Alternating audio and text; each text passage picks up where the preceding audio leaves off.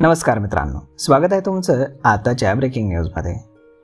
मित्रांनो, RTE कायद्याअंतर्गत पाल्यांच्या प्रवेशासाठी खोटा रहिवासी पुरावा सादर करून शासनाची फसवणूक केल्याप्रकरणी 18 पालकांवरती गुन्हा दाखल करण्यात आलाय। शिक्षण विभागाकडून ही कारवाई करण्यात आली। हा प्रकार जानेवारी 2024 ते ऑक्टोबर 2024 या कालावधीमध्ये भुगाव येथील मताळवाडीमध्ये घडलाय। या प्रकरणी मुळशीच्या गटशिक्षण अधिकारी सुजाता देशमाने यांनी बावधन पोलीस ठाण्यामध्ये फिर्याद दिली। त्यानुसार 18 पालकांवरती गुन्हा दाखल करण्यात आला। पोलिसांनी दिलेल्या माहितीनुसार मुळशी तालुक्यातील काही बड्या खाजगी शाळांमध्ये RTE अंतर्गत सुमारे 950 विद्यार्थ्यांना प्रवेश मिळाला आहे।